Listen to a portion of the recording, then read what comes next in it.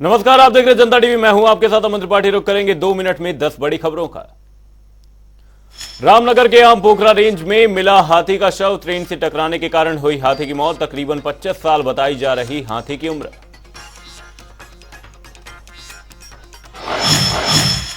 उत्तरकाशी के मोरी विकासखंड में पहुंची एएनएम माधुरी सीमवाल और सरोज डोभाल मिशन इंद्रधनुष के तहत जान जोखिम में डालकर दे रही सेवाएं। रामनगर में सरकारी अस्पतालों की हालत बदहाल। स्वास्थ्य सुविधाओं के खिलाफ लोगों ने दिया धरना। स्थानीय विधायक के खिलाफ जमकर की नारेबाजी।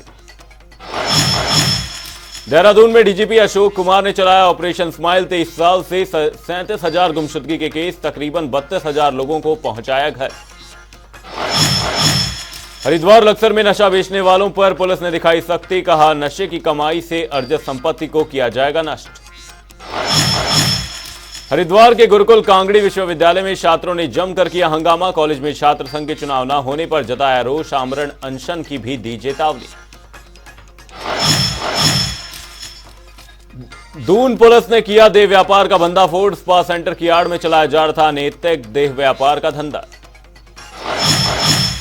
दरगाह पिरान कलियार हजरत मखदूम अलाउद्दीन अली अहमद साबिर के 755वें सालाना उर्स को लेकर पुलिस ने कसी कमर। पुलिस फोर्स को ड्यूटी पॉइंटों पर किया गया तैनात। देहरादून में चाकू की नोक पर हुई लूट का मामला। रायपुर पुलिस ने सुलझाई गुत्थी। 3 शातिर लुटेरों को किया गिरफ्तार। हरिद्वार की हरि आश्रय कॉलोनी वासियों ने डीएम को सौंपा ज्ञापन। नदी में होने वाले अवैध खनन पर रोक लगाने की रखी मांग।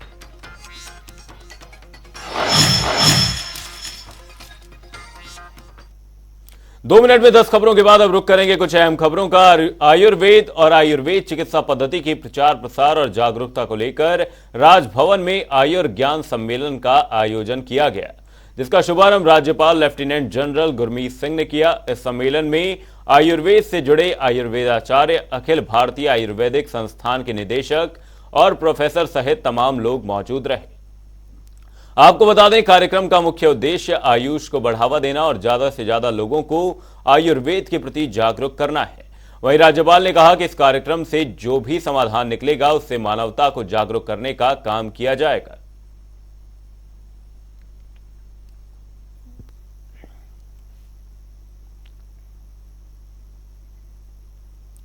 उत्तराखंड के कृषि मंत्री गणेश जोशी हल्द्वानी पहुंचे, जहां उन्होंने आगामी 7 और 8 अक्टूबर को लगने वाले श्री अन्न महोत्सव की तैयारियों का जायजा लिया।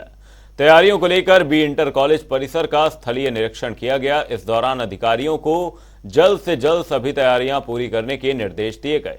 वहीं कृषि मंत्री गणेश जोशी ने जानकारी देते हुए बताया कि श्री अन्न महोत्सव में देश के गृह मंत्री अमित शाह के साथ 2 राज्यों के मुख्यमंत्री भी शामिल होंगे। साथ ही कहा कि यह महोत्सव उत्तराखंड के लिए बेहद महत्वपूर्ण है, क्योंकि उत्तराखंड की परंपरागत खेती में ही मोटा अनाज होता है और उसी को प्रोत्साहित करने के लिए केंद्र और राज्य सरकार बड़े पैमाने पर काम कर रही है।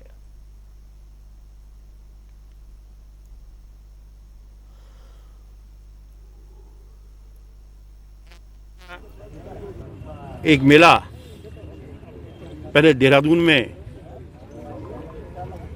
मार्च के महीने में हमने लगाया था, जो 4 दिन चला, और आज 7 और 8 को कुमाऊं के द्वार हल्द्वानी में श्री अन्न महोत्सव का कार्यक्रम यहाँ पे रखा जा रहा है, जिसमें हमारे केंद्रीय गृह मंत्री अमित शाह जी यहाँ पर आएंगे, अन्य प्रदेशों के मुख्यमंत्री यहाँ पर आएंगे, वैज्ञानिक यहाँ पर आएंगे, टेक्निकल सेशन भी यहाँ पर होंगे।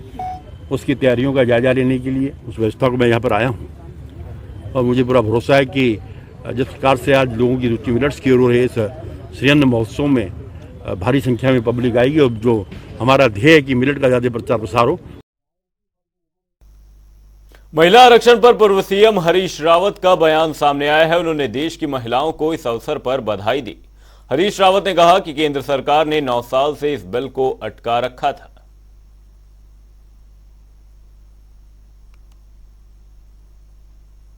ये बहनों को बहुत बहुत बधाई है। अनंतो गत्वा दुर्गा की भावना जो है, इस सरकार ने जो 9.5 साल तक सोई हुई थी, जिसको सोनिया गांधी निरंतर जगाने का काम कर रही थी महिला विधेयक के मामले में, आरक्षण के मामले में, जो है वो कम से कम लेकर के आई और हमने पूरे खुले मन से उसका सपोर्ट किया है। महिलाओं, मगर हम कह रहे हैं कि ये 2029 में क्यों, अभी लागू करो ना, 2024 में लागू करो। हाँ, और आप जो है पिछड़ों और दलितों को भी, दलित महिलाओं को भी, पिछड़े वर्ग की महिलाओं को भी उसमें स्थान दीजिए। देहरादून में कांग्रेस ने मुख्यमंत्री आवास का कूच किया। प्रदेश महिला कांग्रेस की अध्यक्ष ज्योति रौतेला के नेतृत्व में सैकड़ों कांग्रेसी कार्यकर्ताओं और पदाधिकारियों ने मुख्यमंत्री आवास का घेराव किया। इस दौरान मुख्यमंत्री आवास घेराव में पूर्व मुख्यमंत्री हरीश रावत और प्रदेश अध्यक्ष करण माहरा सहित पूर्व प्रदेश अध्यक्ष गणेश गोदियाल भी मौजूद रहे। वहीं पुलिस ने प्रदर्शनकारियों को मुख्यमंत्री आवास से पहले ही रोक लिया। प्रदेश महिला कांग्रेस के अध्यक्ष ज्योति रौतेला ने सरकार ने अंकिता भंडारी हत्याकांड मामले में कोई कार्रवाई न किए जाने का आरोप लगाया और अपना सर मुंडवाया। उन्होंने कहा कि सरकार अंकिता के हत्यारों को बचाना चाहती है। महिलाओं के साथ अत्याचार हो रहे हैं तो ये सरकार गूंगी बहरी सरकार हो जा रही है। तो ऐसा क्या करें कि सरकार को जगाया जाए। मुझे लगा कि सरकार तो जागेगी नहीं, धरने से नहीं जागेगी, प्रदर्शन से नहीं जागेगी। कम से कम मैं इनको श्रद्धांजलि दे दूं, इनको ये बता दूं कि ये सरकार मर चुकी है, ये सरकार संवेदनहीन हो चुकी है। इनको महिलाओं का रेप से कोई फर्क नहीं पड़ता है, इनको महिलाओं के नग्न अवस्था में घूमने से कोई फर्क नहीं पड़ता है, इनको बाहर किसी बेटी के साथ शोषण से कोई फर्क नहीं पड़ता है। तो आज मैंने इस सरकार को श्रद्धांजलि दी है अपने ये बाल मुंडवा के। कोई तो होगा, क्योंकि ये भाजपा ने संगठित तौर पर उत्तराखंड की अस्मिता पर हाथ डाला है। जो मंत्रा रिजॉर्ट है वो भाजपा के काले कारनामों का रिजॉर्ट बन करके रह गया है और जिस तरीके से आरोपियों को बचाने की कोशिश की गई है। आखिर अंकिता ने कहा है, एक वीआईपी को विशेष सर्विस देने की बात कही जा रही है मुझसे, और उसके बाद उसकी हत्या हो जाती है और हत्या से पहले उसको प्रताड़ित किया जाता है। तो आखिर वो वीआईपी है कौन, जिस पर धामी जी से लेकर दिल्ली तक है मौन।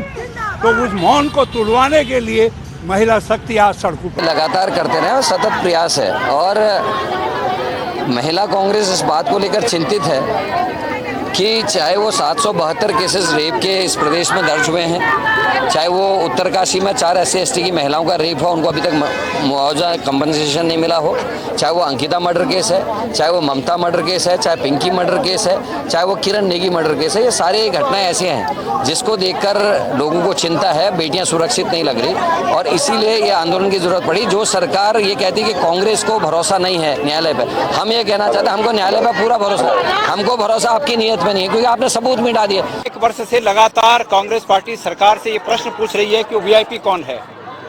सरकार, क्योंकि वो वीआईपी भारतीय जनता पार्टी का एक बड़ा नेता है, इसलिए सरकार उस वीआईपी को बचाने में लगी हुई है। दुर्भाग्य ये है कि सरकार को उत्तराखंड की बेटी के रूप में उत्तराखंड की अस्मिता का भान नहीं है, अस्मिता की चिंता नहीं है, बल्कि अपने एक नेता की चिंता है। सरकार को उस नींद से जगाने के लिए आज हमारी महिला विंग की तमाम हमारी बहनें सरकार को उस नींद से जगाने के लिए मुख्यमंत्री आवास का घेराव कर रही हैं, जिसका हम सब लोग समर्थन करने यहां पर आए हैं। देहरादून में अंकिता भंडारी को न्याय दिलाने को लेकर कांग्रेस की महिला प्रदेश अध्यक्ष ज्योति रौतेला की ओर से सिर मुंडवाया गया है, जिसको लेकर बीजेपी के प्रदेश प्रवक्ता सुनीता विद्यार्थी का कहना है कि ये एक निंदनीय बात है कि कांग्रेस की महिला प्रदेश अध्यक्ष सिर मुंडवा रही हैं। यह हमारी संस्कृति और सभ्यता में नहीं है कि महिलाएं सिर मुंडवाएं। कांग्रेस की महिला प्रदेश अध्यक्ष ने समाचारों की सुर्खियां बटोरने के लिए ऐसा किया है। देखिए, जिस प्रकार से हमें अभी कांग्रेस प्रदेश अध्यक्ष द्वारा जो इस तरीके का ये एक अशोभनीय और मैं कहूंगी कि जो निंदनीय कृत्य और अपरिपक्वता, नैतिक पतन की पराकाष्ठा और इस तरीके का जो इन्होंने ये कार्य किया है बहुत ही निंदनीय है। और मैं कहूंगी कि अपनी सिर्फ राजनीति को चमकाने के लिए, टीवी न्यूज में छपने के लिए अगर कांग्रेस की बहनें इस प्रकार से अपना जो एक प्रश्न खड़ा कर देती हैं किसी भी नारी शक्ति के लिए, नारीत्व के लिए, स्त्रीत्व के लिए, क्योंकि इस तरीके की हमारी कांग्रेस के वरिष्ठ नेता गुरुस्वामी प्रमोद कृष्णन हरिद्वार पहुंचे, जहां उन्होंने भारत साधु समाज के संतों से मुलाकात की। इस मौके पर पत्रकारों से बात करते हुए स्वामी प्रमोद कृष्णन ने कहा कि दक्षिण भारत के जो नेता सनातन धर्म को समाप्त करने की बात करते हैं वे रावण के वंशज हैं।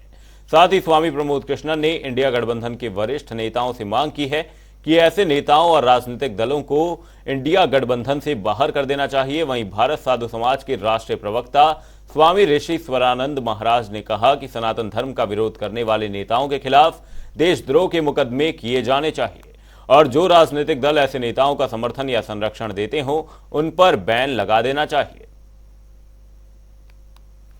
देखिए, देवभूमि उत्तराखंड से पूर्व में भी कई संतों ने इस बात की आवाज़ उठाई है और केंद्र सरकार तक ये विषय रखा है कि सनातन के प्रति जितने भी व्यक्ति हैं उन पर देशद्रोह का मुकदमा होना चाहिए और उनकी राजनीतिक पार्टियों को बैन कर देना चाहिए, क्योंकि एक सनातन धर्म ही ऐसा है जो विश्व को शांति का संदेश देता है। और ऐसे में जितने भी राजनीतिक दल हैं, इनके भी जितने नेता हैं, निश्चित रूप से ये संत समाज, ये भारत साधु समाज मांग करता है कि उन पे सख्त से सख्त कार्रवाई कर उनको जेल में डाल दिया जाना चाहिए। हरिद्वार में स्वच्छ भारत मिशन के तहत सम्मान समारोह कार्यक्रम का आयोजन किया गया, जिसमें स्वच्छता ही सेवा के तहत 13 ग्राम प्रधानों को सम्मानित किया गया है। वहीं इस पर डीएम धीराज सिंह गर्ब्याल ने बताया कि स्वच्छता ही सेवा अभियान के तहत राज्य में हरिद्वार को पहला स्थान मिला है, जबकि देश में उत्तराखंड को स्वच्छता ही सेवा अभियान के तहत 6वां स्थान प्राप्त हुआ है। इसी को लेकर यह सम्मान समारोह किया गया था। साथ ही उन्होंने कहा, क्या कुछ कहा, सुनते हैं। मिशन के अंतर्गत स्वच्छता ही सेवा कार्यक्रम के अंतर्गत पूरे देश में हरिद्वार जनपद को 6वां स्थान मिला है और उत्तराखंड राज्य में, हमारे प्रदेश में उत्तराखंड में पहला स्थान मिला है। और इस कार्यक्रम में जो पहला और 6वां स्थान हमें मिला है, उसके लिए जितने भी प्रधानगण हैं जिन्होंने उत्कृष्ट कार्य किया है हमारे जनपद में, उनको आज शासन की ओर से और देश की ओर से सम्मानित किया गया है। हमारे जनपद में 13 प्रधान ऐसे थे जिन्होंने स्वच्छता में बहुत अच्छा काम किया है और उनकी सेवा को बहुत सराहा गया है प्रदेश स्तर पे और देश स्तर पे। तो उसी कार्यक्रम के अंतर्गत आप लोग को यहाँ पर सम्मानित किया गया शासन की ओर से। सबसे ज़्यादा पहले तो खुशी इतनी हो रही है कि मुझे जिलाधिकारी जी ने सम्मानित किया है और जिस चीज़ के लिए किया है कि स्वच्छता सेवा के ऊपर जो हमने अपने गांव में इतने अच्छे से साफ़ सफाई कराई है और आगे भी प्रयास करते रहेंगे कि इससे भी ज़्यादा सफाई अभियान चालू ही रखें अपना। बहुत खुशी हो रही है और सरकार से अपील है कि ज़्यादा से ज़्यादा इस चीज़ पर ही ध्यान दिया जाए और हमें भी जो कि हमारे पास अन्य उपकरण कम है उसके लिए भी ध्यान दिया जाए ताकि हमें ज़्यादा से ज़्यादा मिले और हम अपने गांव में बहुत अच्छे से सफाई को लेकर के प्रयास करें। सड़कों पर बेसहारा घूमने वाली गायों के लिए सरकार गौ सदन बनवाने जा रही है। हरिद्वार जिले में पायलट प्रोजेक्ट के तहत गौ सदन बनाने के लिए कवायद शुरू हो गई है। इससे न सिर्फ बेसहारा पशुओं को आसरा मिलेगा बल्कि कई लोगों को रोजगार भी मिलेंगे। शहर से लेकर गांव तक सड़कों पर आवारा पशु घूमते हुए अक्सर देखे जाते हैं। इन पशुओं में ज्यादातर गाय होती हैं। सड़कों पर आवारा घूमते पशुओं की वजह से कई बार दुर्घटनाएं भी हो जाती हैं।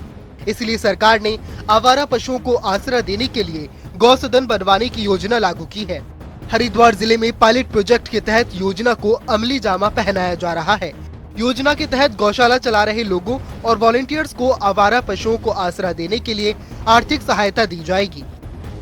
जो नई गौशाला संचालित करने के लिए अगर कोई बाहर की एनजीओ संचालित करना चाह रही है जो रजिस्टर्ड है, तो वो ईओआई में पार्टिसिपेट कर सकती है और दे सकती है। लेकिन अगर ओवरऑल अगर हम देखेंगे तो अभी जनपद में लगभग 1000 के करीब ऐसे पशु हैं आवारा, जिनको रखने के लिए हमें गौशालाओं की आवश्यकता है।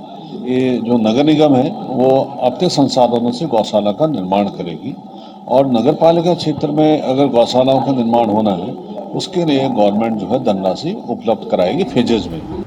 हरिद्वार में कई पशु प्रेमी और वॉलंटियर गायों की सेवा के लिए गौशालाएं चला रहे हैं, जिसके लिए उन्हें कोई आर्थिक सहायता नहीं मिलती है। जिला प्रशासन ने पिछले दिनों कई गौशाला संचालकों और वॉलंटियर्स के साथ बैठक की थी। जल्द ही ऐसे लोगों के साथ मिलकर जिले में गौ सदन बनाए जाएंगे। गौशाला संचालक गौ सदन की योजना को सराहनीय कदम बता रहे हैं। इस तरीके से हरिद्वार, रुड़की, काशीपुर, हल्द्वानी ऋषिकेश, कोटद्वार, जितने नगर निगम हैं, इनमें भी बड़े स्तर पे, युद्ध स्तर पर एक बड़े बड़े वो बन रहे हैं लावारिस गौवंश को रखने के लिए। ये अच्छा काम है, लोगों को भी जागरूक किया जा रहा है। पहले सरकार 6 रुपए देती थी, फिर 30 रुपए देने शुरू किए हैं एक पशु के, अब 80 रुपए दे रहे हैं। आने वाले 5-6 महीने में 100 रुपए करने जा रहे हैं उसको। तो ये एक लावारिस गौवंश की सेवा का अच्छा अभियान सरकार ने शुरू किया है। गाय से लोगों की आस्था भी जुड़ी होती है, इसीलिए कई लोग अपने प्रयासों से गौशाला चलाकर गायों का संरक्षण कर रही है। ऐसे में सरकार की ओर से आर्थिक सहायता मिलने पर न सिर्फ ऐसी गायों को आसरा मिलेगा, बल्कि लोगों को भी रोजगार मिल सकेगा। ब्यूरो रिपोर्ट, जनता टीवी। फिलहाल के लिए इस बुलेटिन में सिर्फ इतना ही, कहीं जाएगा नहीं। जनता टीवी पर खबरों का सिलसिला रहेगा बरकरार। तब तक के लिए नमस्कार।